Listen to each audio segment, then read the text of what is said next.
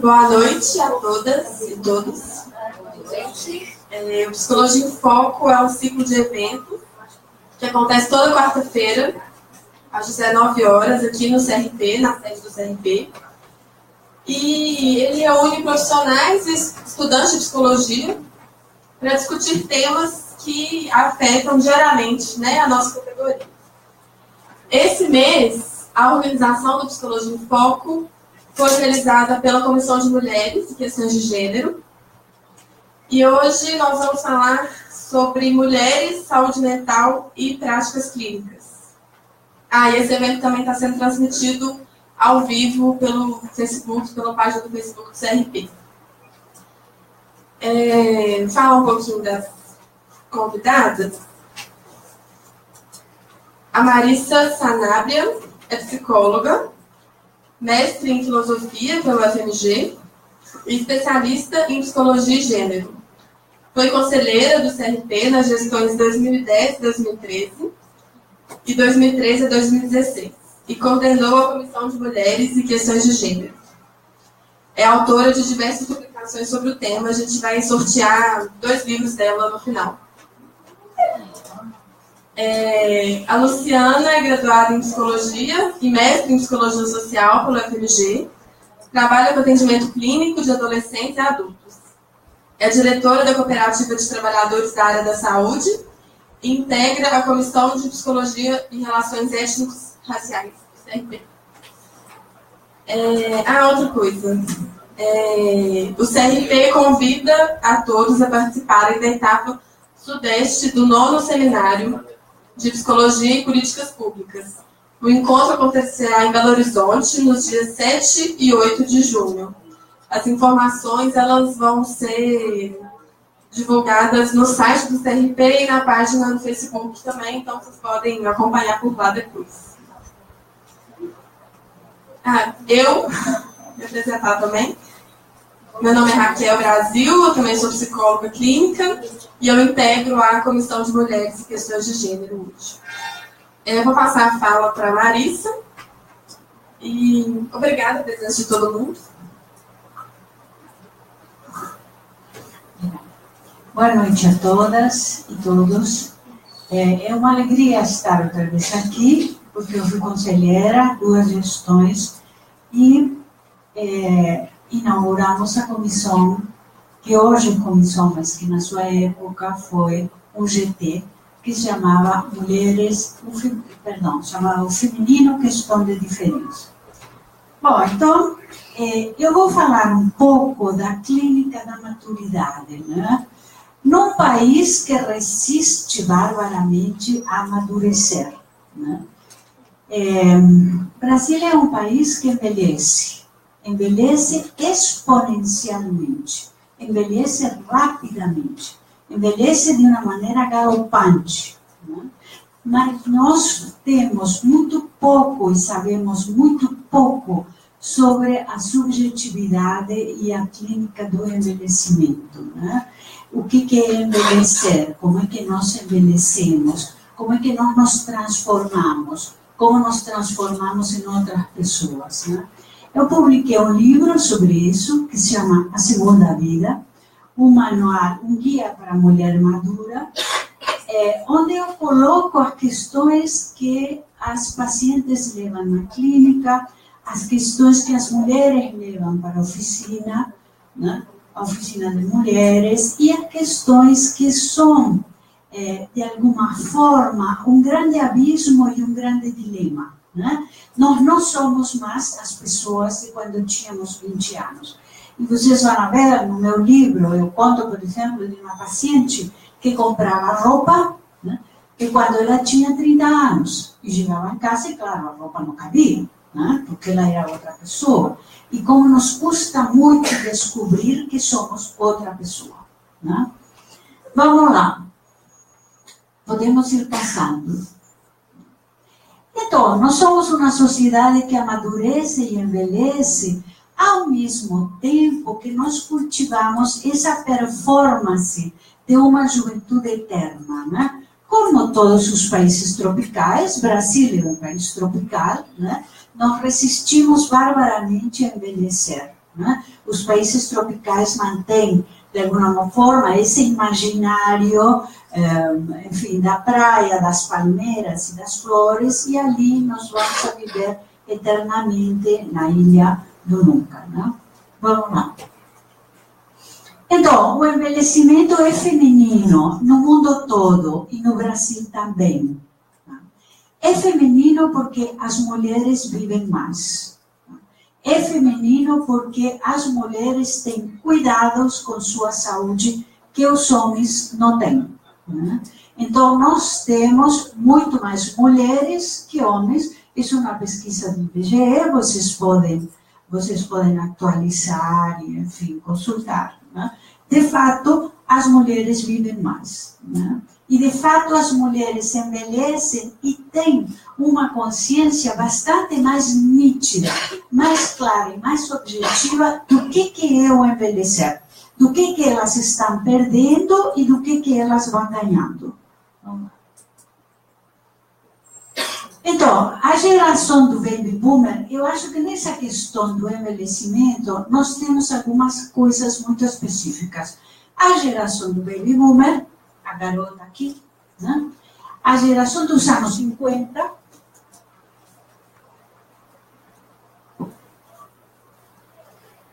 a geração dos anos 50, que hoje é a geração com 60 anos, é a geração de mulheres que entrou ao mercado de trabalho. Isso vai determinar um envelhecimento radicalmente diferente do que foi o envelhecimento da minha mãe ou da minha avó. Né? Então, eu estou com 63 anos no mercado de trabalho, né? Em etapa produtiva. Isso vai ter desdobramentos na autonomia dessas mulheres, desdobramento em suas escolhas, isso vai ter uma série de desdobramentos e marca uma grande fronteira. Isso que nós sabemos que é a entrada da mulher ao mercado de trabalho, que hoje está considerado um fenômeno migratório, hoje se considera um fenômeno migratório, né? Tem impactos em muitas coisas, né? Na nossa saúde também, obviamente. Então, a vida depois dos 50 é outro país. A Gloria Steinem é uma feminista norte-americana que ela diz, bem, nós temos que ter a consciência plena de que depois dos 50 anos vamos a viver em outro lugar. Né? Que não era, em outro lugar interno, estou falando, né? Que não era aquele. Né? Aquele da vida jovem, ou dos para casa que a sociedade tem para a mulher, né? Você tem que casar, criar filhos, fazer cidadãos para a pátria, enfim, esses para casa que todas as mulheres temos, podemos fazer ou não, mas que institucionalmente estão instalados para as mulheres. Né? Vamos lá. A menopausa é o que vai marcar uma fronteira ineludível, no sentido de que marca nitidamente o envelhecimento da mulher.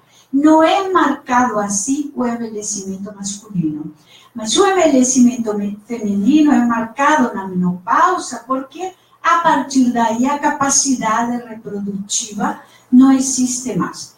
E pensem o que a antropologia diz, né?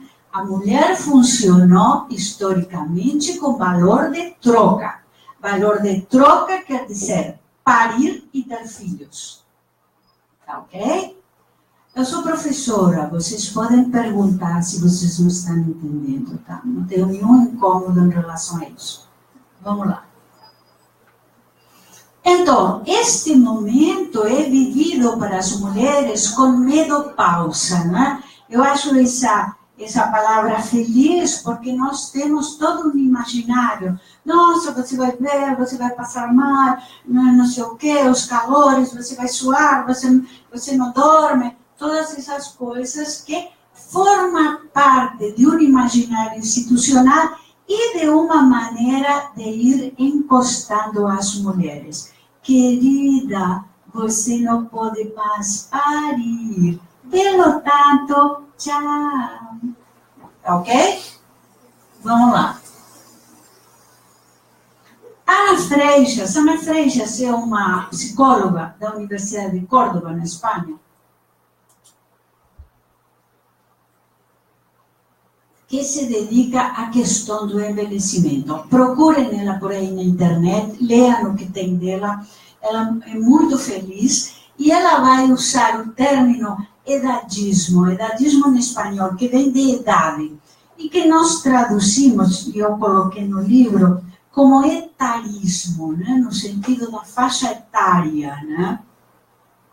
São as condutas, sentimentos e rejeições em relação às pessoas que não são jovens. Né? Então, nós temos uma sociedade que exclui o envelhecimento. Né? Nós temos uma performance, enfim, onde o envelhecimento não cabe.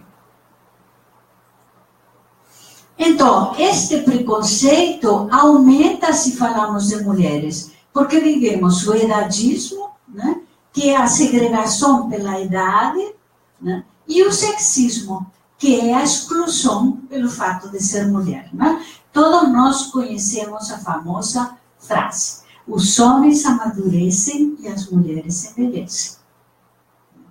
Então, os homens ficam charmosos, as mulheres ficamos um caco. Sim. Os homens ficam charmosos. Sim, tudo bem. Tudo bem. Vamos lá.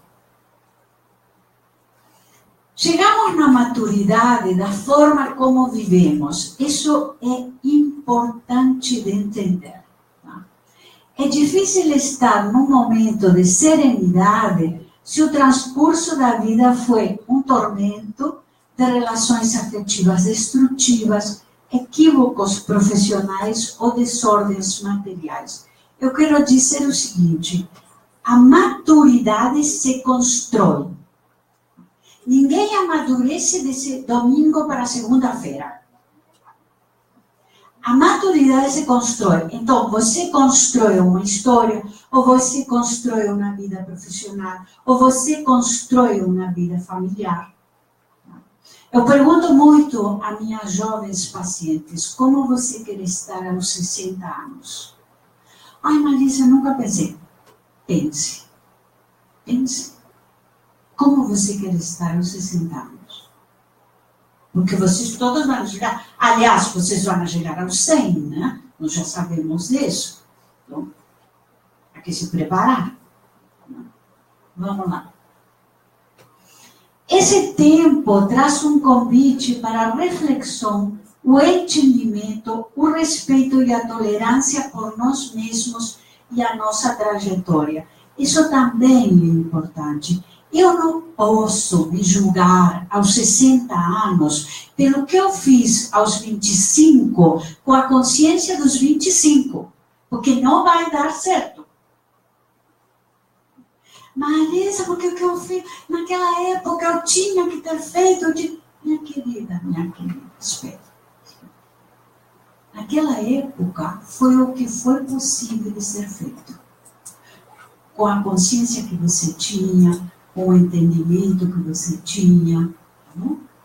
Agora nós estamos no outro momento. Agora, ficar ajoelhada no milho não vai resolver nossa questão. Então, eu acho que é importante um entendimento, uma tolerância e um saber que eu não posso, hoje com 60, ter a leitura de quem eu era aos 20. Vamos lá.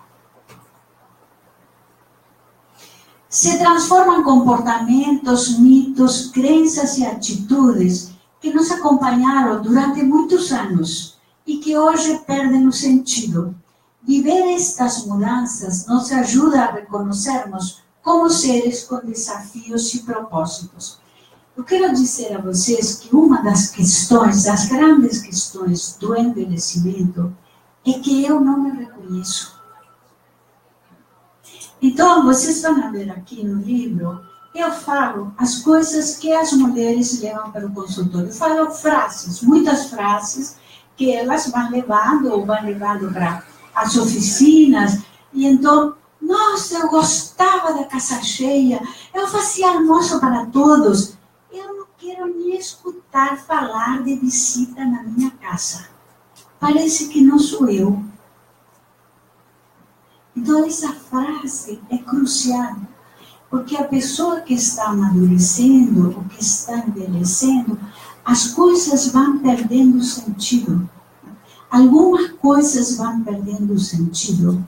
E isso forma parte da transformação, e eu não posso tratar isso como se fosse uma patologia. Muito menos diagnosticar isso como se fosse uma depressão. Não, porque, sabe, eu adorava a casa cheia, todos os domingos. Ai, agora não aguento mais. Tá ótimo. Tá ótimo. Mas teria que ser diferente. Não, mas eu não me reconheço. É, porque você é outra pessoa, né, minha querida? Você é outra pessoa. Tá ok? As mulheres têm o dever social de estar bonitas e a maturidade transforma o corpo. Assim, muitas vezes vivem em estado de sofrimento e conflito, desrespeitando quem são nesse momento. Então, nós todos sabemos, o olhar do outro é determinante de quem eu sou como mulher. Bom, se eu apostei todas as minhas fichas em ser bonita, meditada, não sei o quê, eu vou ir envelhecendo e vai ser um inferno. Você não aceitar as mudanças da sua idade, que seu corpo é outro, que você vai se transformar, né? Isso é, o inferno é esse lugar. Vocês podem ter certeza. O inferno é esse lugar. Eu não vou ter mais a cintura que tinha, eu vou ser outra pessoa. E, sobretudo, eu vou ser alguém que me liberto do olhar do outro como determinante da minha existência. Vou fazer o que eu quero. Vamos lá. Não temos modelos maduras com beleza elegante de quem assume o passar do tempo sem ter vergonha e sem pedir desculpas de não ser jovem. Né? Isso é importante, porque as mulheres na maturidade se envergonham muito do corpo, de quem elas são. Ah, imagina, porque eu usava número 34 e agora é isso mesmo. O que nós vamos fazer? Não é? Vamos lá. Eu estou correndo para respeitar o tempo. Existe vida sexual na maturidade, ainda que a sociedade se choque e olhe de forma crítica e puritana. As manifestações de erotismo, ternura e acolhimento dizem respeito à confiança, segurança, receptividade, prazer e alegria. E eu tenho escutado muitas pacientes que falam comigo assim, mas você sabe, a minha sexualidade está espalhada. Tá? E eu fico pensando assim, espalhada quer dizer o quê? Não, eu agora sair a comer com meu marido, fazer um programa, é bom, é erótico, é sensual. Né? Quer dizer, há como um certo deslocamento do que seria a genitalidade, a performance exclusivamente genital. Vamos lá. As mulheres foram socializadas como seres para os outros, dedicadas, responsáveis e disponíveis. Isso forma parte na nossa sociedade da natureza feminina. Né? Nós feminizamos os cuidados. Não são as mulheres que cuidam, são as mulheres que se dedicam. Né?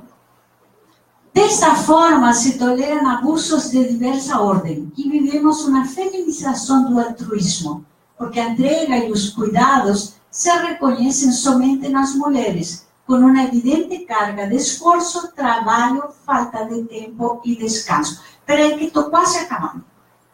Vamos lá. Na maturidade, temos a possibilidade de consciência lúcida e a discriminação atenta para colocar limite na imposição dos outros. Isso é outra coisa que eu tenho visto. As mulheres falar não. Não vou fazer, não quero, não aceito. Eu sustento com muita mais clareza os desdobramentos dos limites, né, que eu vou colocar. É importante abandonar idealizações e expectativas, como a fantasia do par romântico e a espera do reconhecimento. Isso também é uma questão. Ninguém nos deve nada. Se eu espero ser reconhecida, se eu eduquei meus filhos, minha filha, me sacrifiquei, está tudo bem. Está tudo bem. Ninguém te deve nada. Não é? É você quem vai ter que escolher e procurar novos projetos. Não é? O sistema patriarcal nos ensinou a ter medo à solidão. Nós sabemos colocar nosso eu no centro da nossa existência e estar em contato com nós mesmos sem intermediários. Porque outro dos fantasmas do envelhecimento é a solidão. Você é sozinha, vai ficar sozinha. Olha que ótimo. Olha que ótimo. O que pode acontecer? Você irá beber espumante por aí. Olha que bom. Como é que fica bom? Vamos lá. Marcela Lagarde usa o termo sororidade. Soror quer dizer irmão, para relações de apoio, respeito e acolhimento tão importantes durante a maturidade. Né? Então, uma coisa que eu vi também é que as mulheres têm parcerias com as outras. Né? Então, elas fazem um programa, fazem um passeio, vão na aula de não sei o quê, e isso tem um poder profundamente terapêutico. Vamos lá. Escolher amigas e amigos se transforma em um exercício de liberdade. São vínculos terapêuticos de alegria e afeto. Conhecemos estudos que nos dizem que as mulheres que têm amigas adoecem menos. A maturidade é a segunda vida. Esse é o tema, o título do meu livro também, e é um título da Clara Coria. Clara Coria é uma psicóloga argentina que trabalha a questão da mulher. Né? Ela se inicia quando tomamos posse de nós mesmas e de quem somos. É um tempo de transformações. Viver este momento nos desapegando de condutas e papéis, sem culpa e sem nostalgia, respeitando a história pessoal, tolerando falhas, desvios e reconhecendo conquistas. Tolerando falhas e desvios, sim, foi, não sei o quê, mas eu consegui fazer outras coisas, está tudo bem, né? Eu tenho uma paciente, acabou o meu tempo? Eu tenho uma paciente de 79 anos, né? Numa vida difícil. E então, às vezes eu falo assim, Marta, mas está tudo bem, né? Está tudo certo. Tá tudo... Não, Marisa, porque naquela época está tudo certo. E ela fala comigo assim, eu adoro quando você me fala, está tudo certo. Porque eu acho que nós não vamos a castigar pessoas por evidentes, enfim, circunstâncias que aconteceram há 30 anos atrás. Isso é um despropósito, né? É fundamental ter um tempo e espaço para si e uma condição de autonomia que nos permita fazer escolhas. Autonomia em todos os sentidos, saúde, né? Autonomia, ninguém precisa ter um helicóptero, mas autonomia para comprar um remédio, para ir ao dentista, autonomia para envelhecer com dignidade, né? Sabemos pouco sobre a subjetividade da vida madura, seus tempos, reflexões, silêncio, como nossas antecessoras envelheceram, que saberes foram transmitidos. Tá? Porque aí nós vamos a lembrar do que minha avó falava, do que minha mãe falava, e dos silêncios. Ana Freixas tem um capítulo num dos livros dela que diz um pouquinho de silêncio, por favor. Então, gente que viveu sempre com muito barulho, né? Eu que fui professora há 35 anos, eu hoje quero um pouco de silêncio. Eu gosto muito de estar em silêncio. Podemos nos tornar impacientes, deprimidas ou autoritárias. Olhar e entender nossa história e como chegamos até aqui será fundamental para lidar com tudo isso, né? Eu posso ficar queixosa, eu posso ficar autoritária, eu posso, né, ficar nesse lugar da vítima, da pobrecinha. Sim, não é um bom lugar, né? E é um bom caminho. Amadurecer é o caminho de chegar a ser. Não precisamos mais de concessões ou encantamentos. Hoje podemos ter o passo firme e o olhar sereno para construir nosso jardim interior.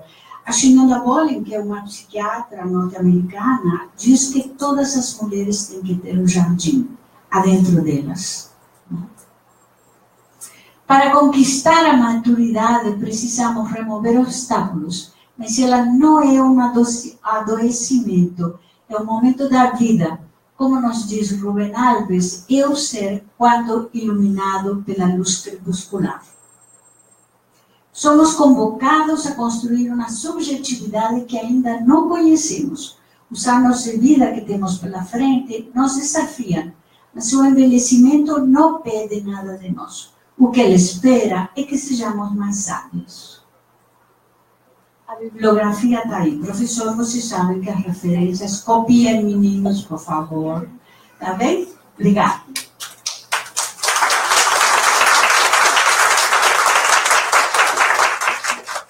Muito obrigada, Marisa, por essa fala. Gente, as perguntas a gente vai abrir no final, tá? A gente vai fazer uns blocos de perguntas. Vou passar a palavra agora para você. Boa noite. Boa noite a todas e todos. É um prazer, né, estar aqui nessa mesa. Eu agradeço o convite. Então, eu sou Luciana, né, já fui apresentada, devidamente apresentada. Eu estou aqui representando, principalmente, a comissão aqui do CRP, Psicologia e Relações Étnico-Raciais. Nós encontramos mensalmente, né, para fazer essas discussões. E eu vou trazer algumas coisas que a gente pontua na nossa comissão. Quando a Cláudia me fez o convite para essa mesa, ela pediu para que eu fizesse um recorte racial. Que eu falasse de mulheres negras, né? A prática, né, da saúde mental, a clínica da saúde mental com as mulheres negras, que é muito o meu foco também, a clínica. E aí, a gente começa, né, eu começo falando da comissão. Como que surgiu essa ideia dessa comissão? Tem um ano, a gente fez um ano, né? Fez um ano agora, esse mês. E aí a ideia era juntar psicólogos negros. Por que juntar, né? A gente se sentia muito isolado. A psicologia é um curso muito elitista, muito branco. Né? Então, facilmente, é muito fácil não ver pessoas negras, né? Principalmente no curso federal, né? E aí ficavam uns gatos pingados, espalhados por aí. E aí o movimento foi de vamos juntar os psicólogos e os psicólogos negros para ver como é que é ser psicólogo e psicólogo negro, né? Como é que a psicologia está acolhendo esses profissionais, esses alunos, e como a psicologia está produzindo conhecimento, né, em relação a isso. E aí a gente chegou a vários pontos, né? E um dos pontos que a gente chegou é o quanto que o tema racial é abordado somente na psicologia social. E aí, a maioria das psicólogas negras da clínica, eu inclusive, a gente conversando sobre isso, a maioria das conhecidas, né? Aqui não é nenhum estudo científico, não, é muito a nossa percepção mesmo, né? E aí, a gente viu que durante a graduação nós fomos direcionadas para a psicologia social, porque queríamos tratar sobre essas questões. Em algum momento, nós todas falamos, opa, peraí, quero a clínica também, vou para a clínica também. E aí começam os questionamentos. Por que falar de racismo só na psicologia social? Por que não falar de racismo nas outras psicologias, nas outras práticas da psicologia, como a psicologia clínica, que é o que a gente vai abordar aqui hoje? Então, eu parto desse ponto, assim, né? Bom, falar de racismo, né, de mulheres negras, eu preciso fazer uma contextualização, assim, para vocês entenderem de novo de onde eu parto, né? Então, eu gosto muito de falar, e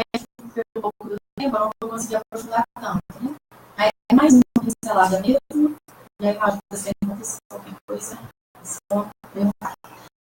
então a gente entende que a nossa história aqui no Brasil, um país escravocrata, né, foram mais de quase 4 séculos de escravidão, né, e nós estamos há 130 anos da abolição, ou seja, a gente tem, a nossa história ela é mais escravocrata do que abolicionista. Isso. Então a gente ainda respira, né, a gente ainda vive os resquícios. Quer dizer, 130 anos, a minha bisavó, né? Ela nasceu no ventre livre. É muito perto da gente. E é óbvio que a gente ainda sente isso aqui hoje. Não só na pele, né? Não só no corpo, mas também nas nossas subjetividades.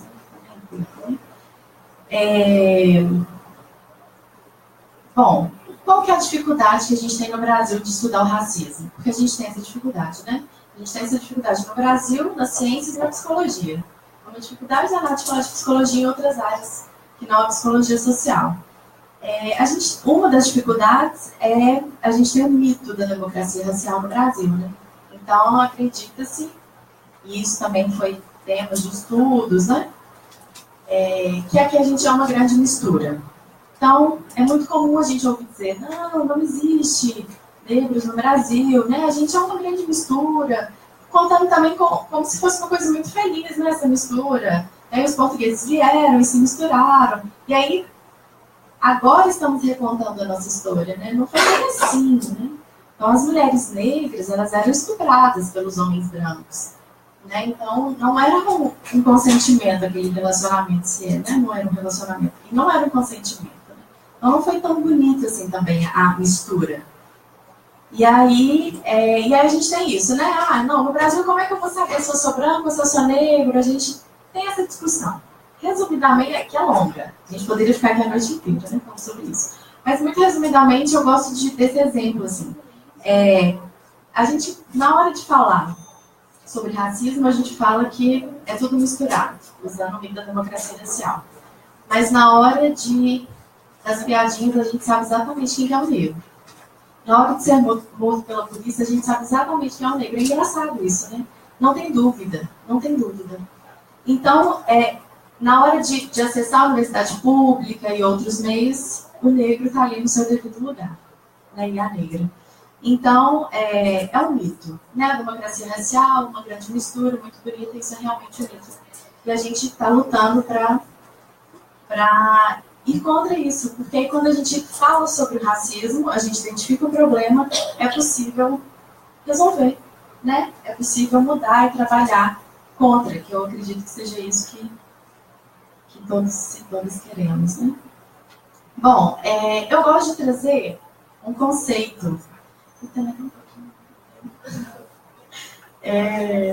Um conceito sobre racismo, que eu pego ele da psicologia social, do Vala e do Lima. Eles falam assim: o racismo é um processo de hierarquização, exclusão e discriminação contra um indivíduo ou toda uma categoria social. A partir de uma marca física externa, como, por exemplo, a cor da pele e os tipos de cabelo, associam-se e definem-se padrões de comportamento.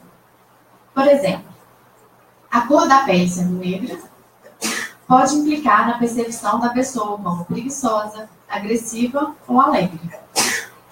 Então, o racismo ele reduz o biológico, o cultural ao biológico. Então, de repente, uma característica que ela é cultural, ela gruda nesse grupo e ela passa a ser vista como biológica, é natural. O negro, ele é naturalmente alegre, né? Quando a gente pensa no samba, por exemplo, né? Então, ou ele é naturalmente forte, ou ele é naturalmente violento. Isso também é muito fácil, né, da gente enxergar.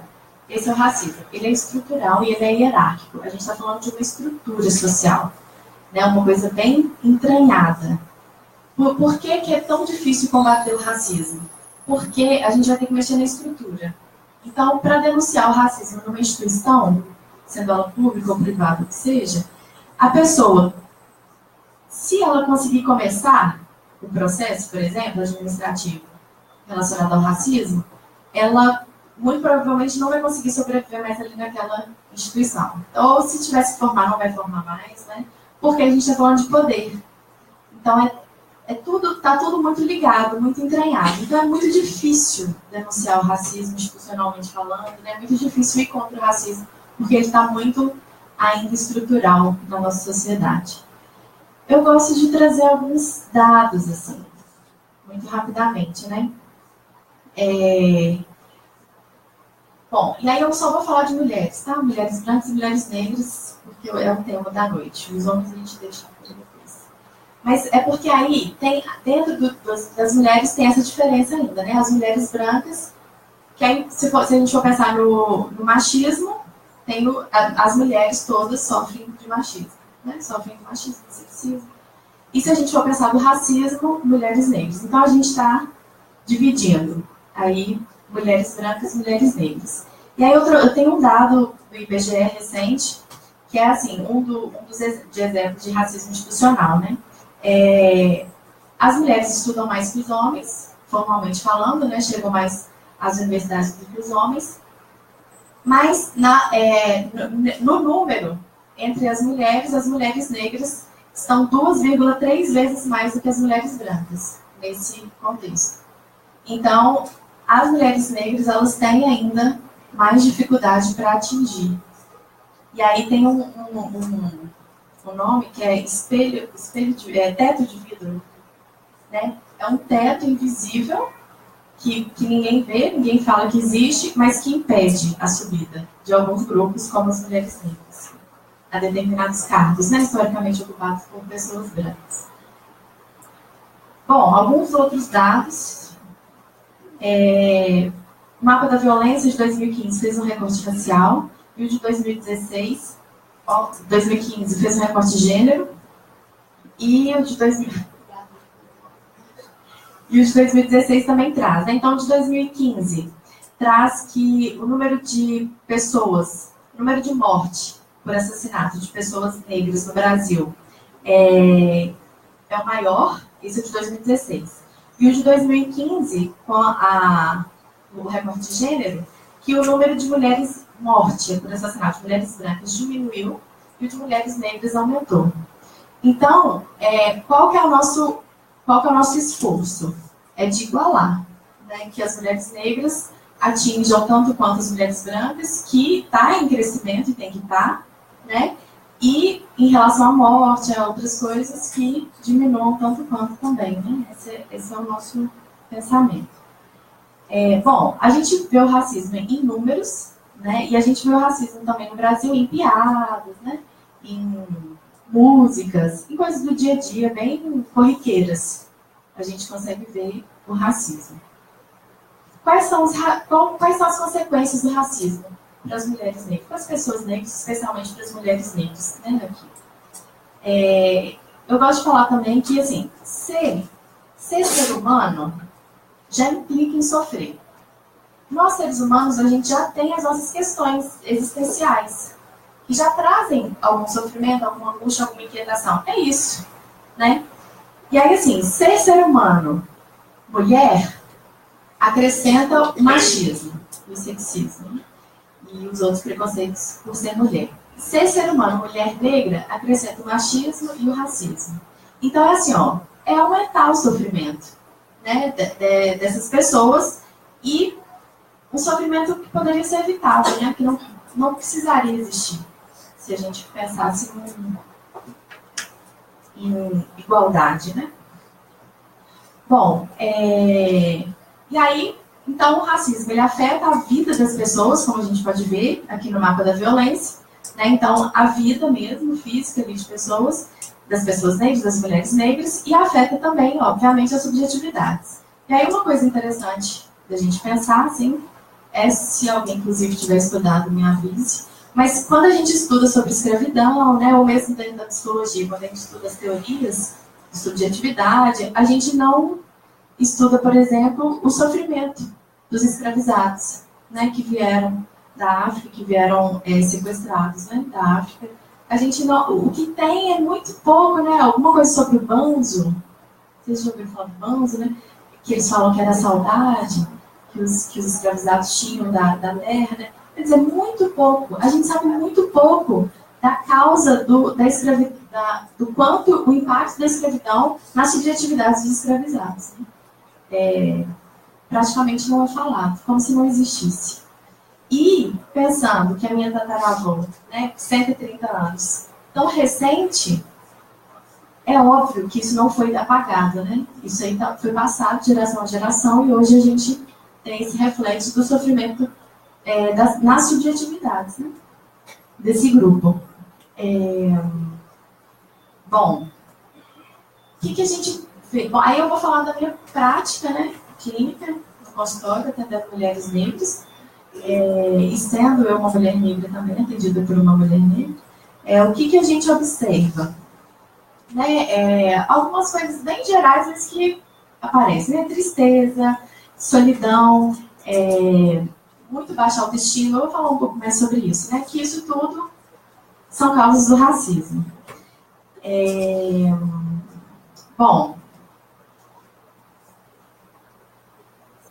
eu trouxe alguns pontos. Então, o primeiro ponto é das mulheres negras no consultório. Assim, quando eu falo das mulheres negras, eu não estou querendo generalizar, não. Eu estou falando de algumas experiências vividas, assim. Não que todas tenham que passar ou que tenham que ser assim, mas das vividas. Por mim e pelas minhas colegas psicólogas negras que atendem também, a gente faz inclusive na comissão, né? A gente faz esse intercâmbio. Tem um alívio de ser atendida por uma psicóloga negra. Isso é muito interessante, né? Que é assim, não preciso explicar. Eu não preciso te explicar a minha dificuldade de me relacionar com um homem branco, por exemplo. Eu não preciso de explicar o racismo para eu falar uma situação racista que eu sofri. Então, elas sentem esse alívio de não precisar explicar. Ficar explicando o contexto, né, o que aconteceu. Aparece muito também a dificuldade em reconhecer o racismo sofrido. Que é assim, independente de nível de conhecimento intelectual ou de nível de conhecimento sobre o tema, né, sobre racismo, ainda tem muita dificuldade em reconhecer. Eu passei por tal situação. Uma situação assim, bem racista.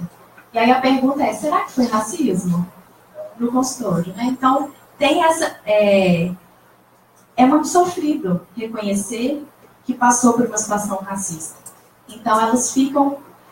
É comum ter essa dúvida de se foi ou não foi racista. E também pelo descrédito do entorno, né? Então, se de repente uma mulher negra que está num ambiente branco, ela vai ter um descrédito o tempo inteiro de que aquilo ali que ela sofre é racismo. Né? É muito comum também elas se responsabilizarem ou se culparem pelos racismos sofridos. Explico. Quando eu falei do teto de vidro, né? Então, é uma questão estrutural e social. Mas é comum chegarem no meu consultório e falarem assim, olha, eu devo estar com algum problema, porque eu não sou promovida. A pessoa tem, a mulher tem.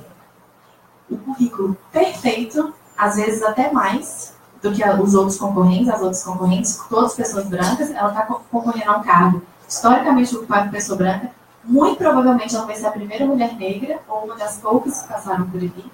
Aí ela chega para mim e fala, olha, eu devo estar com algum problema, porque eu não consigo ser promovida.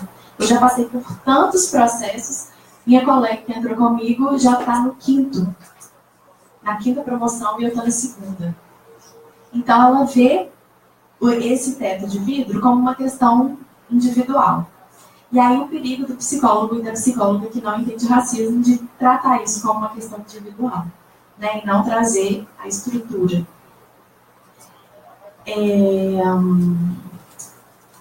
Elas trazem a questão de ter que se esforçar muito mais. Então, o currículo ele não tem que ser bom, ele tem que ser perfeito para conseguir estar na última vaga. Então, tem que se esforçar muito mais para conseguir alcançar uma vaga que um homem branco ou que uma mulher branca alcança com um currículo um pouco menos, né? Então, elas trazem muito essa questão também do esforço e tem que ficar provando, né, o tempo inteiro que são boas no que estão fazendo.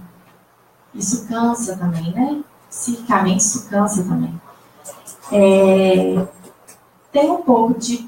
tem a questão da sobrecarga de trabalho, isso nas mulheres todas, né? A gente vê também pelos dados do IBGE. Então, as mulheres, elas trabalham mais do que os homens, e elas recebem menos, as mulheres negras menos ainda que as mulheres brancas, né? E aí tem essa sobrecarga de trabalho, então elas ficam cansadas, reclamam desse cansaço que é físico e é psíquico também.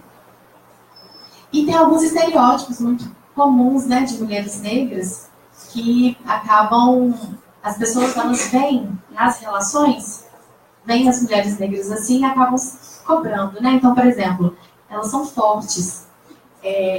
Nessa discussão da violência obstétrica, né, a gente consegue ver que as mulheres negras, elas morrem mais na hora dos partos. Porque qual que é o estereótipo de mulher negra? É a forte, a que dá conta. Né? E aí eles não dão medicação e não dão a atenção necessária, e aí aquela mulher morre. Então é muito triste isso, e esse é o perigo do estereótipo, né? Uma coisa que é cultural, de repente torna biológica, e aí a mulher morre por conta disso, né? Pela falta de atenção. Então esses estereótipos, né, de que são fortes, de que dão conta de tudo, de que cuidam do outro, o cuidar também entra aqui, né? Se a gente lembrar também daquela personagem do Machado de Assis, do Sítio do Pica-Pau Amarelo. A tia Anastácia, ela é a mulher que cuida, né? Ela toma conta de todo mundo, e em detrimento dela própria. Né? Então, isso também é um estereótipo muito comum e é muito esperado de mulheres negras. Né? Bom, para concluir, que acabou, outra coisa que é muito importante que a gente observa também na clínica, atendendo mulheres negras, é a importância dos movimentos negros, dos grupos, né, da questão dos laços, do apoio entre mulheres, né, entre pessoas negras, é essencial para dar um apoio mesmo, uma sustentação para essa vivência do racismo diária. E os laços afetivos, né, os laços de afeto. As mulheres negras têm a questão da solidão, né? E aí os laços afetivos, eles também fortalecem as mulheres nessa luta. Então é isso, assim, a ideia não é de generalizar, né, mas trazer alguns pontos que a gente acha importante na nossa prática clínica. É isso, gente.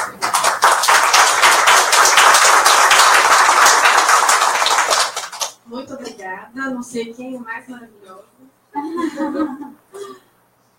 Muito obrigada às duas. Vamos abrir para as perguntas. Vamos fazer blocos de 3 perguntas, pode ser? Responde, faz outro bloco. Pode ser?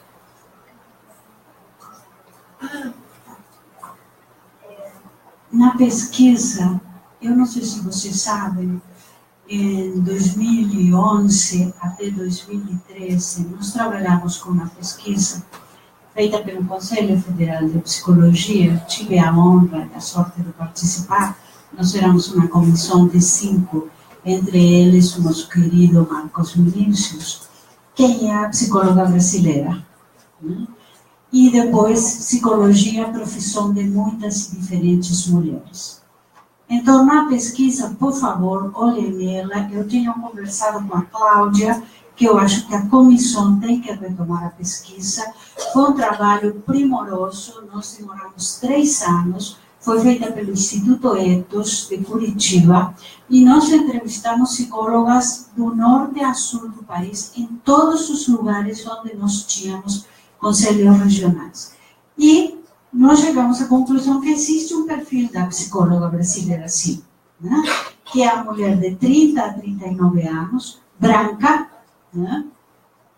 Com uniões estáveis, né? Qualquer tipo de união, parceira, companheiro, enfim, com filhos, porque a maternidade é uma grande questão para nossas psicólogas. Enfim, acho que nós podemos até abrir uma discussão sobre a pesquisa. E uma coisa importante, que a psicologia está deixando de ser tão branca. Tá? Isso é importante e interessante, sabe? Na época, para nós foi um dado importante, E outro dado importante que eu acho que vai te interessar é que há dois silêncios na pesquisa. As políticas públicas, o trabalho dos psicólogos nas políticas públicas é um grande silêncio, está publicado, vocês podem pedir a Natália, ou, enfim, está circulando por aí, e a questão racial. E há 2 capítulos na pesquisa, porque nós publicamos com vários, nós publicamos primeiro os dados quantitativos, quem é a psicóloga brasileira, e depois os dados qualitativos. Psicologia, profissão de muitas e diferentes mulheres. Então, os 2 silêncios da pesquisa foram esses. E eles estão a artigos, tá? Na publicação de professores comentando sobre essa situação. Eu acho que é um dado interessante, é uma pesquisa recente e que nós trabalhamos muito, como gente grande, para fazer a pesquisa, né? Eu acho que ela não teve todo o desdobramento, enfim, vieram eleições, mudamos essas coisas que passam nas instituições. Mas eu acho que são dados interessantes.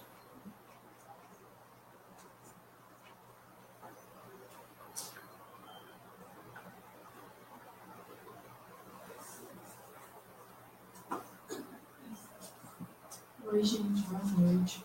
Eu queria fazer uma pergunta à Luciana, que ela disse que a questão da mulher negra conseguir uma promoção, às vezes a questão do racismo, às vezes é difícil o psicólogo explicar, sem individualizar a questão dela, assim, e não olhar a questão do racismo. Eu queria que você explicasse um pouco mais sobre isso, como é que o psicólogo pode atuar mais nessa questão, como é que ele pode explicar para a pessoa sobre isso.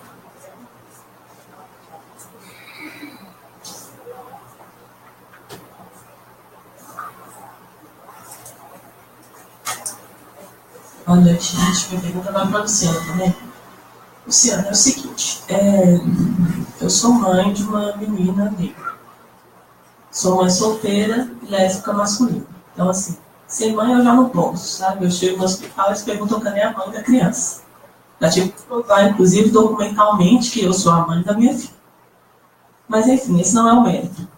Eu queria saber de você a sua opinião se a minha filha, no futuro, hoje ela tem 7 anos. Quando ela for uma mulher negra, ela vai sofrer, de certa forma, menos preconceito do que já sofre hoje em dia. Ou ou através das nossas lutas. Inclusive, eu gostaria de participar dos seus projetos, ou do que o CRP fizer em relação a isso. Se puder anotar no telefone, depois eu passo. Mas a ideia é, se eu devo treiná-la ou orientá-la para viver mesmo no racismo que nunca vai acabar, ou se eu devo ensiná-la que um dia vai passar sim e ela só precisa ter paciência.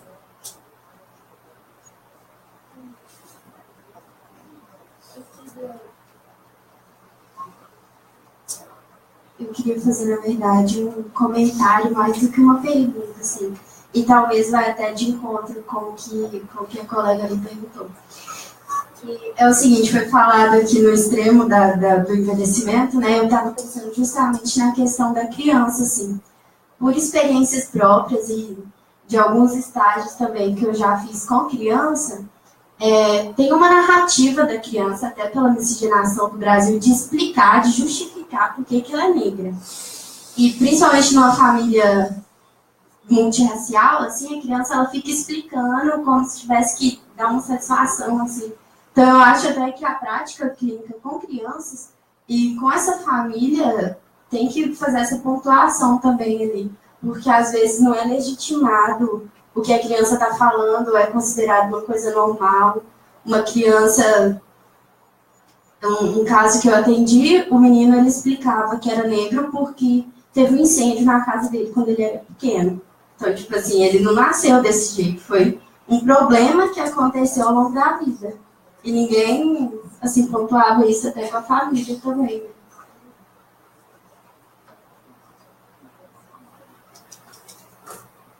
Gente, isso é muito difícil.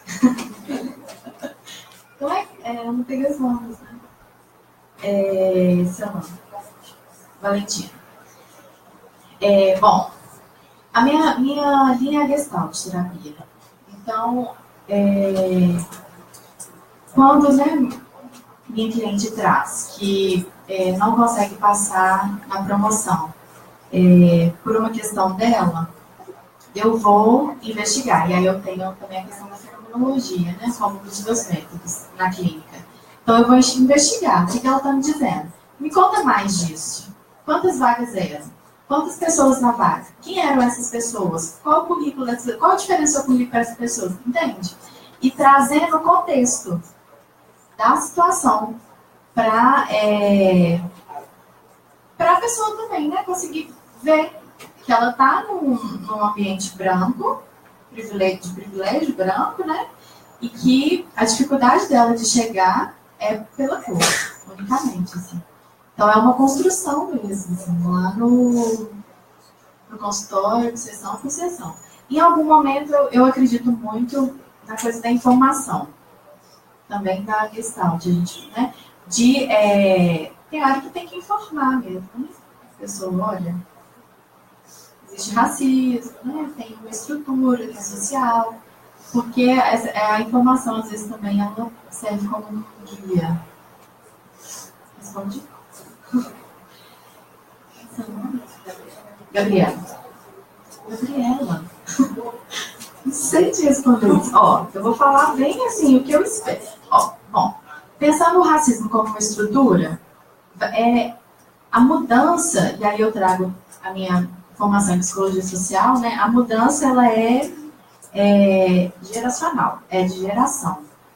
Então, muito provavelmente, a nossa geração não vai ver uma mudança. Vai ter mudança, porque sempre tem, né? Então, de hoje, por exemplo, quando a gente assiste, hoje eu tô, né? Quando a gente assiste Trapalhões da década de 80, 90, é desesperador, né? Como as piadinhas deles, como o Sul, por exemplo, é desesperador. Então, um programa desse, muito provavelmente não, assim, espero, não faria sucesso mais, né? Então, tem essas mudanças, mas a estrutura ainda fica, né? Ainda hoje as mulheres negras morrem mais. Então, ainda tem uma estrutura que permite isso. Então, eu acredito que é uma mudança que vai para mais para frente. Eu também acredito na coisa de treinar, sabe? De ensinar. A questão, por exemplo, tem muitos vídeos de homens que falam sobre isso e eu acredito nisso. Ensinar homens negros a como comportar com a polícia, por exemplo, quando estiver na rua. Mulheres negras também. Porque são suspeitos. Né? Então, como me comportar em situações que eu posso ser, com muito mais facilidade, vítima, né, de racismo. Então, isso eu também acredito, na questão de ensinar. E trazer o contexto também é uma forma de a criança ir tendo mecanismos de defesa mesmo, né? Estratégias de defesa, que eu prefiro. Assim dizer. Mas isso.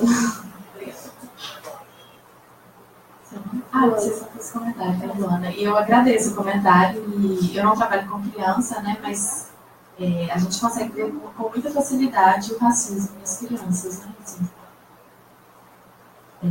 sendo expressados ali, né? A criança, ela fala com muito mais facilidade que os adultos. Isso é mais doído, né? De ver essas situações. Mas é para isso que a gente luta, né?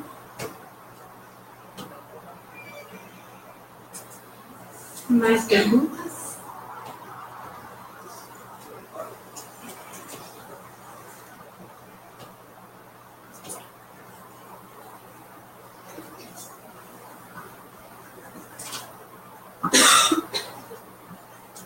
Boa noite a todos e todas. Meu nome é Ana.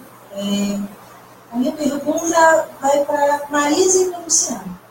Envelhecer e ser negro, muitas vezes quando você se coloca como uma pessoa madura ou se denomina como uma pessoa negra, ainda gera... As pessoas ficam assustadas, né? Então, digo de mim. Então, quando eu falo que eu sou uma mulher negra, por eu ter um tom de pele um pouco mais claro, as pessoas elas tendem a se assustar. Então, minha pergunta vai para as duas. Como que vocês entendem esses movimentos que são feitos hoje, dessa desapropriação, tanto do envelhecer, e essa desapropriação cultural e racial do ser negro, né, e de ser negro? Obrigada.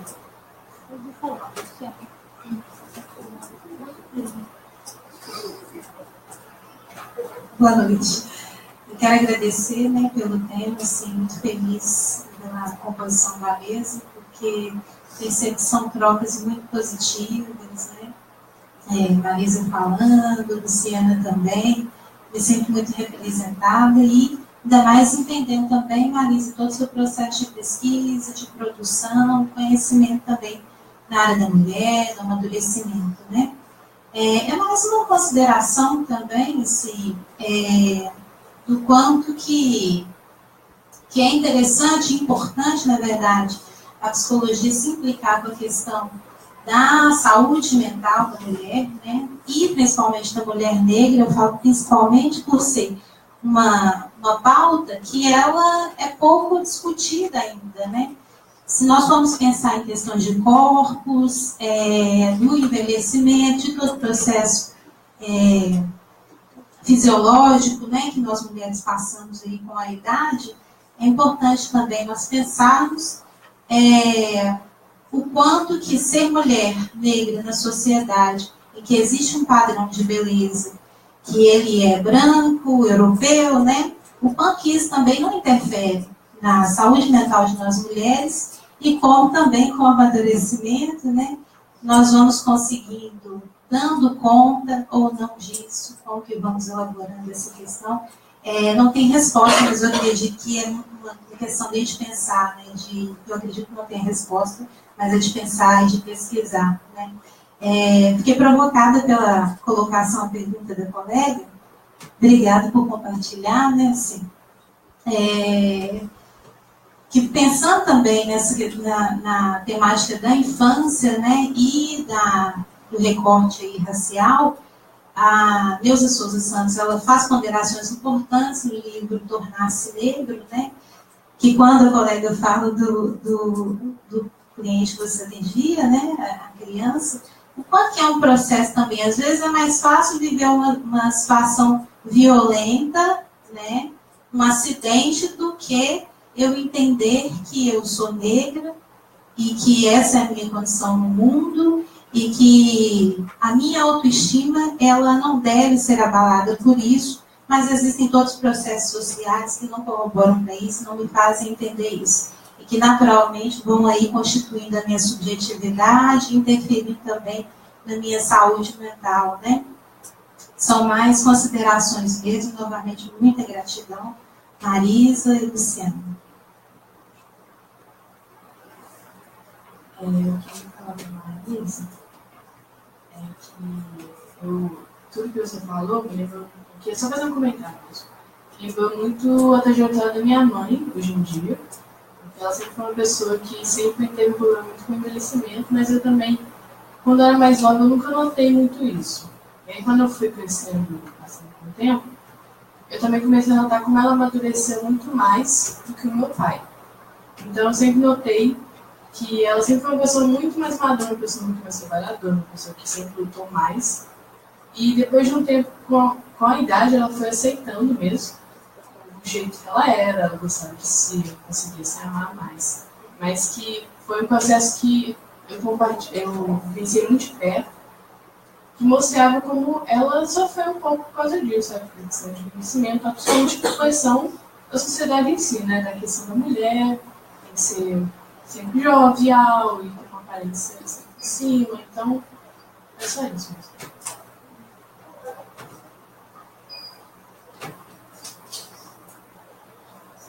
Boa noite, Marisa, Luciana, meu nome é Clotilde. Muito obrigada pela fala de vocês. A gente se sente muito bem, eu pelo menos ouvindo. Gostaria que você falasse um pouco, Marisa, da mulher que envelhece. Algo que você disse sobre tudo ser muito patologizado, a questão da mulher que não consegue já perceber um horizonte à sua frente e desanima, já é logo depressão, né? Porque ela está enfrentando ali a saída dos filhos de casa, que vão viver as próprias vidas, Às vezes se perde o companheiro, eles não criaram formas de envelhecer bem juntos. E muitas vezes essa mulher, ela é abandonada, né? Ela sofre, às vezes, nessa faixa de 50, 60 anos, um casamento que era um projeto de vida se desfaz, e muitas vezes porque o parceiro, numa busca por uma eterna juventude, vai em busca de uma companheira mais nova. E na minha trajetória antes até da academia, eu estou no 10º período de psicologia, eu trabalhei muito com um grupo de mulheres, e esse é um perfil que eu encontrava muito. E foi uma das coisas que me implicou para vir estudar, para trabalhar melhor com esse grupo. Eu queria que você falasse um pouco disso, dessa mulher que chega nessa idade sem os filhos, sem o companheiro com quem ela pretendia passar o resto da vida, e sem perspectiva, às vezes na clínica mesmo. Eu tive essa experiência num estágio de triagem, de estar diante de uma mulher com esse perfil e o que nós podemos, enquanto psicólogas, trabalhar e construir para que elas possam ressignificar esse momento e descobrir novas formas de aproveitar a vida, que hoje, como você também disse, nós temos uma perspectiva muito maior. Obrigada.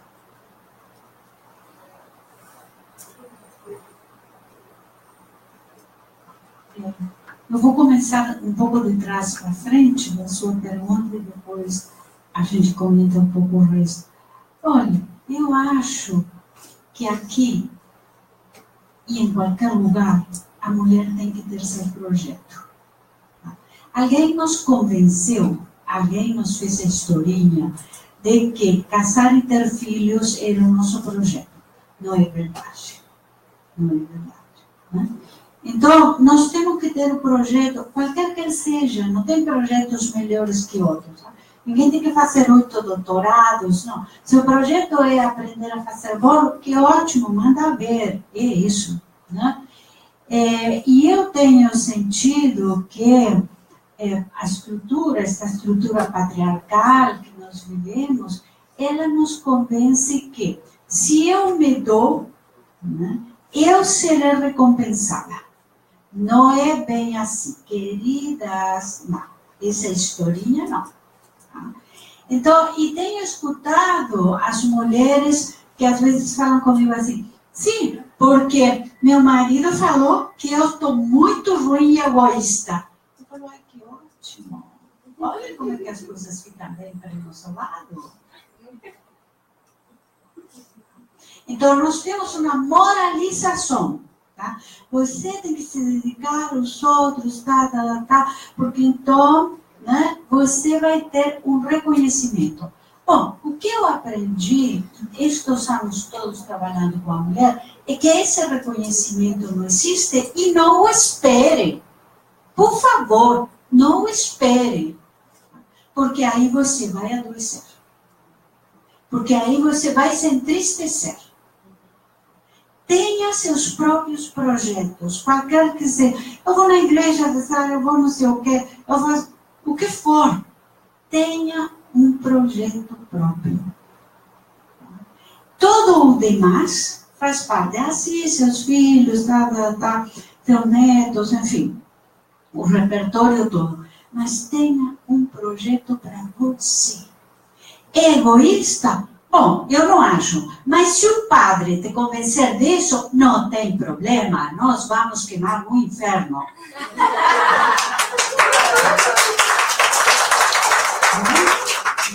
Porque eu acho que nós temos essa vocação, nós nos doamos a todos, nos dedicamos a todos. E eu falo muito com as mulheres. E eu volto a falar, eu cobro muito das minhas pacientes jovens. O que você está fazendo por você? O que você está fazendo pela sua saúde? Porque se você se está arrebentando aos 30 anos, você não vai chegar com saúde aos 60. O que você está fazendo pela sua saúde?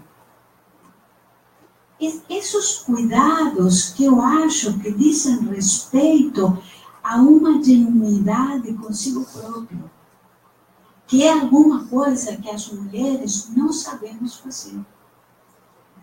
Nós não sabemos ter dignidade conosco. Nós não sabemos ser respeitosos conosco. Então, nesse sentido, quando você me fala da sua mãe, eu quero falar outra coisa, dessa história da mulher trocada. A mulher trocada por outra mais jovem, que eu acho que é uma metáfora do que a sociedade faz com as mulheres. Todas, né? Todas, as brancas também. Né?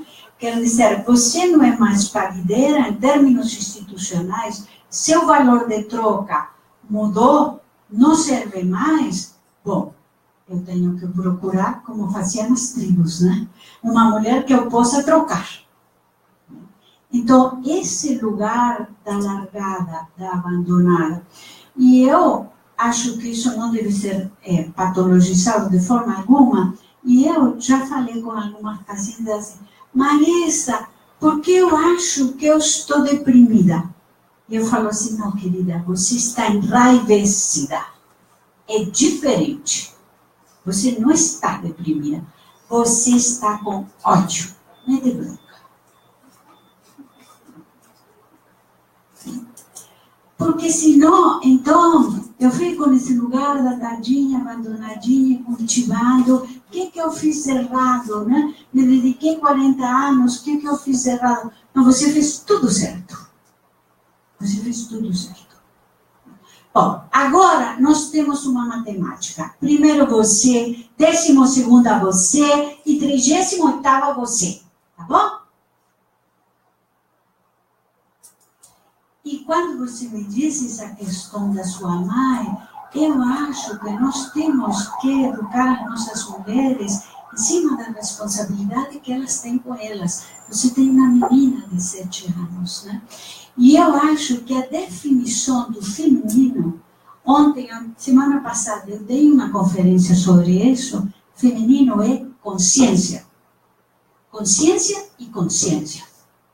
De quem eu sou, para onde vou, que ninguém me salva, não tem príncipe, né? Não tem príncipe, não tenho o amor da minha vida. Eu, quando minhas pacientes chegam e falam assim, Marisa, por que o homem da minha vida? Eu falo, meu Deus, vamos ver.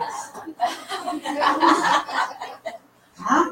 Porque se é um companheiro, um parceiro, um interlocutor, alguém que pode dar uma coisa interessante, que bom. Agora, se é o homem da sua vida, querida, é um mau negócio.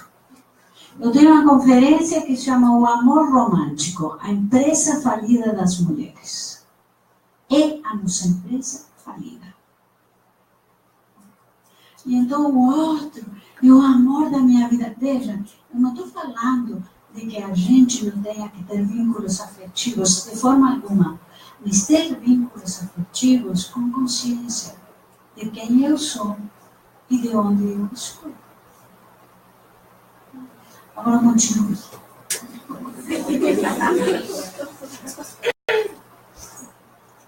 A Ana, né, falou do colorismo e a Suelen do tornar-se negra, né? Você não falou essa palavra, né, colorismo? Mas não, sim. Mas é isso, né? Eu acho que é tudo muito isso que você e a Suelen disseram. Aqui no Brasil a gente tem esse processo de tornar negra, né? Tornar negra, a gente não nasce com essa consciência, a não ser que seja, né, uma família de militantes, mas no geral a gente não nasce com essa, a gente não é criado, né, nesse ambiente, e aí a gente se descobre em algum momento negro. E aí dentro das mulheres negras a gente fala do colorismo, porque é muito doido, né? O racismo aqui no Brasil, ele, por exemplo, eu também sou uma mulher negra com a pele mais clara, então muito provavelmente eu passo despercebida em ambientes que mulheres negras com a pele mais escura que a minha não passam. Então, as mulheres negras com a pele mais escura que a minha vão sofrer algum racismo que eu não vou, porque eu tenho a pele mais clara. E aí eu sou um pouco mais aceita em determinados lugares, por exemplo. Então, a gente tem essa especificidade do racismo em relação às mulheres negras, né? Os estereótipos também, eles mudam. Então, tem a mulata, né? A mulata que é hipersexualizada. E aí,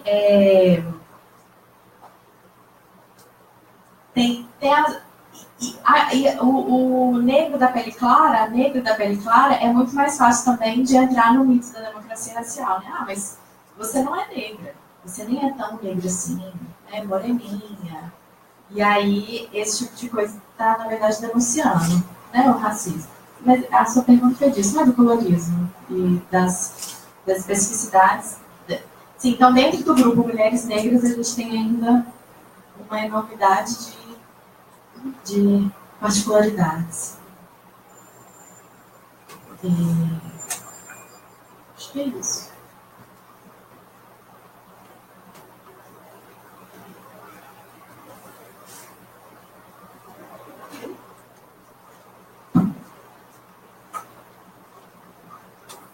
Boa noite a todos os presentes. Gostaria de agradecer a Luciana e a Marisa. Gostaria de fazer uma pergunta para a Luciana, específico. Sim.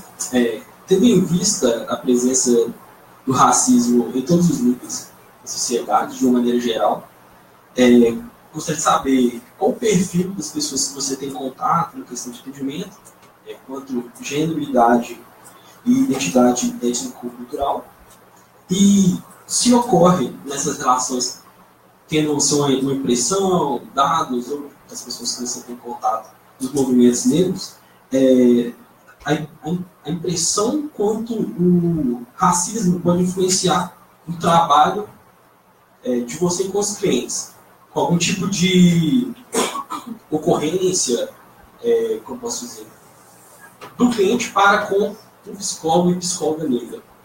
Queria que você pudesse tocar nesse ponto aí.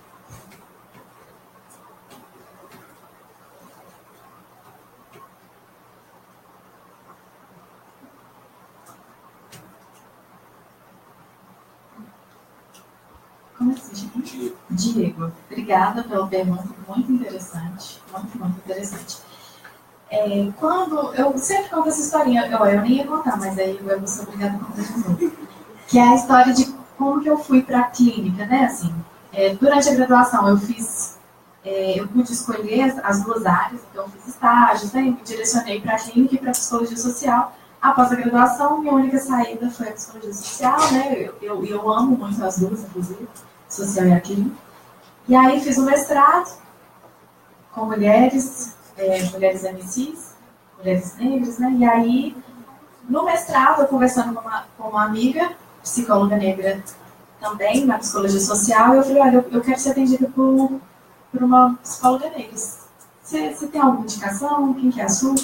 Ela falou, não sei, não consigo achar. E aí a gente sentou, isso já tem alguns anos. E aí, tentamos achar, não conseguimos naquela época. Hoje em dia a gente já tem uma lista grande, quem quiser. E aí eu falei com ela, ela também fez a formação na clínica, na graduação, e também estava comigo lá no mestrado de psicologia social. Falei, olha que engraçado, a gente tem que ir para a clínica também, por que não? Por que a gente não está na clínica, né?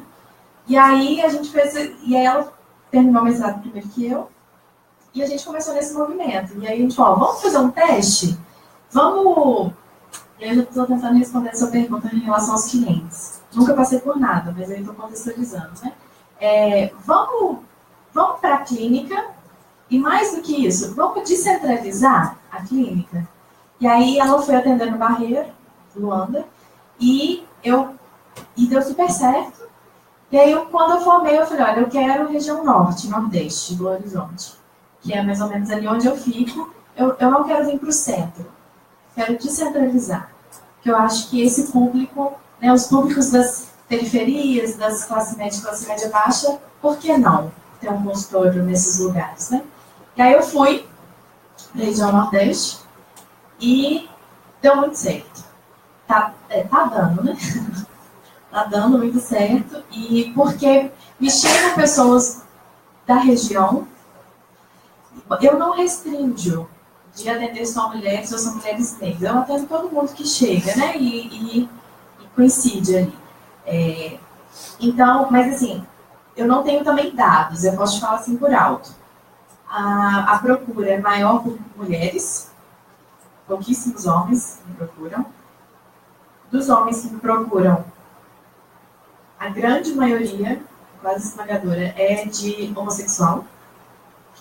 E as mulheres, e eu tenho uma variedade, eu tenho mulheres negras e mulheres brancas que me procuram. Eu nunca sofri racismo por cliente, tá? E nem alguma dificuldade. Porque eu acho que eu estou num bairro que eu faço parte, né? Eu não sou uma estranha. Talvez se eu tivesse um consultório na Zona Sul, eu seria um pouco estranha. Talvez eu não caberia tanto lá, não sei. Estou falando aqui bem sem saber, assim, porque eu nunca tive essa experiência. Também nunca conversei com mulheres negras que tiveram essa experiência. Mas o que eu percebo, como cliente, especificamente com a mulher branca, que ela, às vezes ela fica... A gente está trabalhando isso, né, coisa de transferência. Ela fica um pouco desconfortável, porque ela fala do privilégio dela. E aí a gente está trabalhando isso na relação. Porque quando a gente fala de racismo, quando a gente fala do lugar que a mulher negra ocupa, a gente não quer, né, e não está responsabilizando as mulheres brancas por isso. A gente está chamando a sororidade, a Marisa trouxe da sororidade, né? A gente está chamando as mulheres brancas, os homens brancos, os homens negros, os homens brancos, para somar. Né? A gente não tá. A ideia não é de separar e de culpar e de apontar o dedo e falar eu sofro mais do que você, para de falar. Não é isso. A ideia é de somar. Vem aqui, vem comigo. Né? Então, só essa cliente, assim, que ela tem um pouco dessa coisa.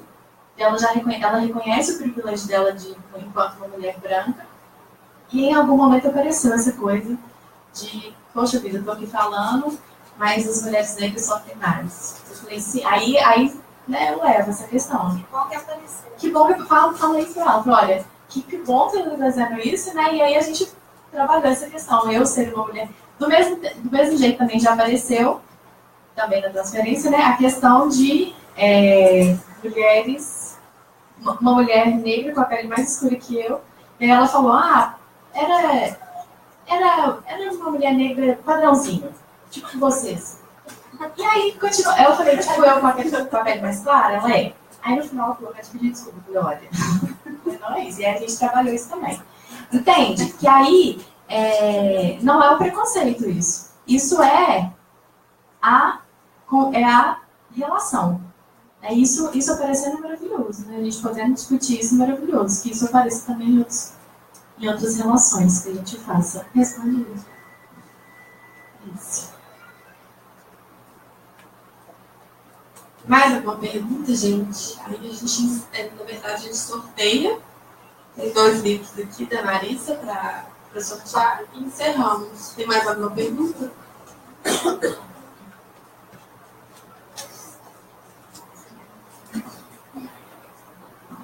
Boa noite. Minha pergunta é mais para a Luciana. Eu queria saber 2 coisas. Na verdade, o tamanho do incômodo que é quando alguém, que já deve estar acontecendo com você, alguém te chamar de morena. E eu já vi alguém falar isso no Facebook, eu não sei. Não sei se é a opinião de todas as pessoas. E outra coisa também. Eu, como uma mulher branca, eu venho do interior, de uma cidade bem perto da Bahia, a gente costuma muito chamar as pessoas assim de meu nego, minha nega, como uma forma carinhosa. Eu queria saber o tamanho do incômodo desse termo também.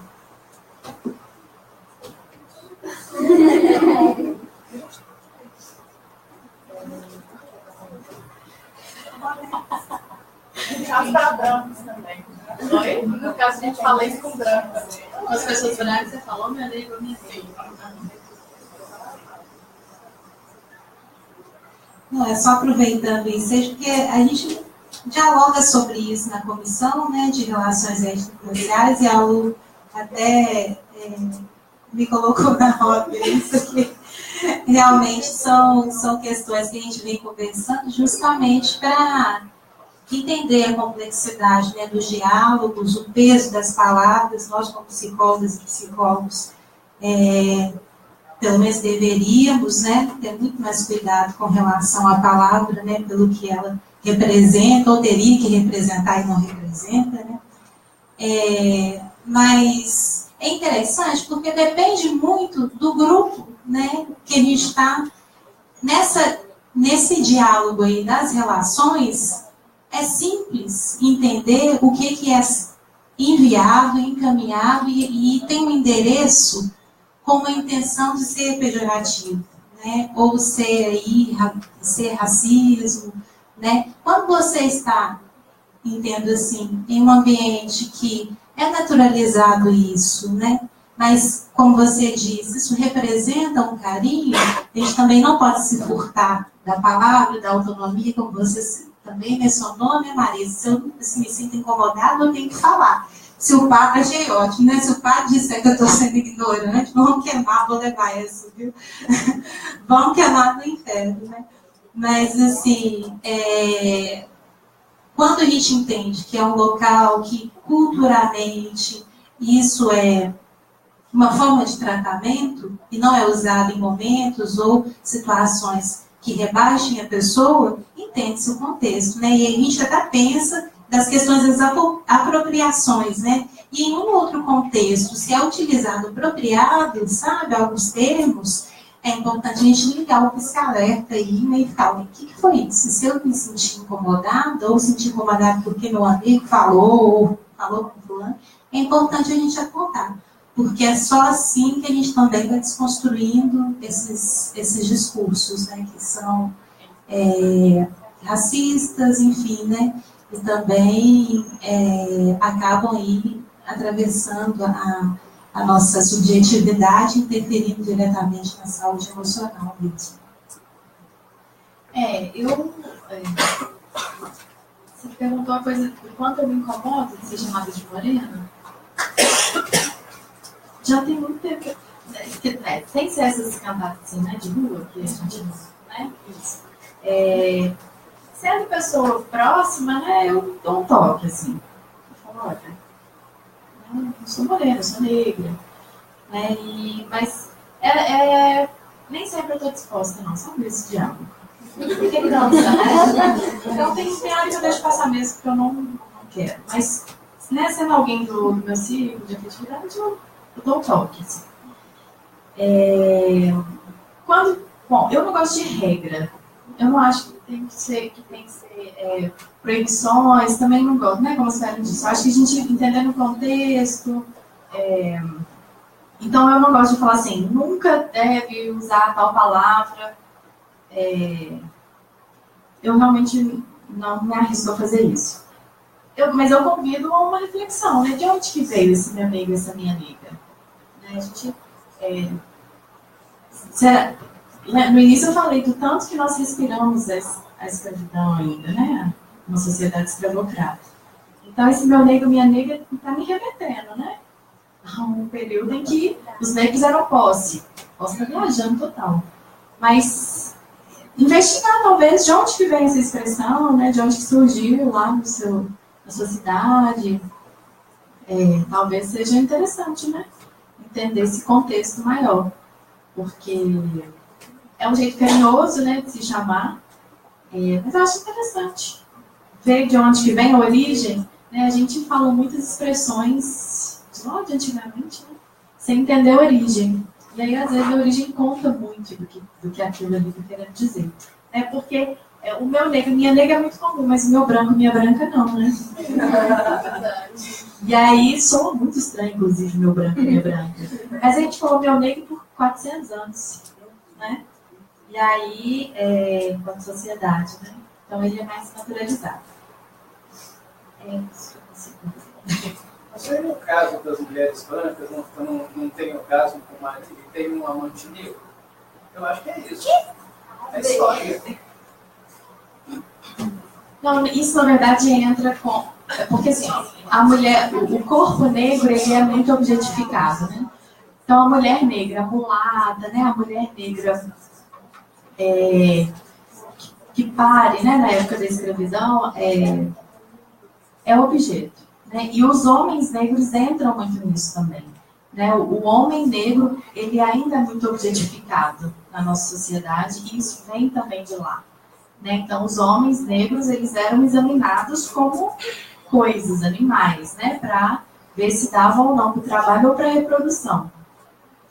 E aí, a gente vem repetindo, né, o que eu digo, a gente vem repetindo esses estereótipos, E o homem negro como o bom de cama é o clássico do estereótipo do negro, né? Do homem negro. Que é isso, é um estereótipo. Da mulher negra também, que é boa de cama, que é quente, que é fogosa, né? Isso tudo é estereótipo. Que é o que a gente falou lá no início, eu falei no início sobre o racismo, né? Portanto, que o cultural, de repente, vira biológico e é natural. Não é. Isso também remete, Luciana, ao racismo, porque naquela época as brancas eram as damas, então elas eram conhecidas por praticar relações sexuais apenas para ter filhos. Enquanto as negras escravas eram quem satisfaziam os homens.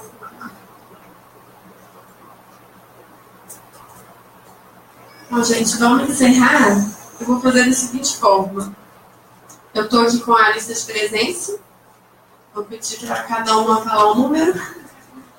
E se a pessoa não estiver aqui, porque tem muita gente que não está aqui, a lista é extensa de inscrição, vai ser